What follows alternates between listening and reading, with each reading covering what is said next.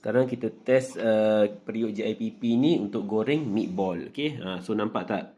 Meatball masak elok, dan paling penting sekali periuk JIPP ni, meatball kita tak melekat langsung dekat kuali. So boleh tengok tak ada kesan-kesan meatball tu melekat. Bersih elok, nak cuci pun senang. So kau tengok minyak tu pun nampak tak? Dia tak melekat kat kuali pun. Dia macam dekat daun keladi je.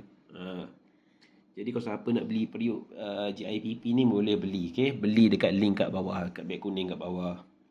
So boleh tengok meatball kita elok je. Masak pun senang, cuci pun senang. Tak payah nak menyental. Lagi satu datang dengan set. Kalau beli set penuh dapat sekali penutup macam ni. So yang ni yang periuk yang set. Kita punya set kan kita beli set yang full ke ataupun set yang ada 3 pun, semua ada penutup. Dan pemegang dia boleh cabut. Ni kita masak dia punya kuah meatball lah. Okay.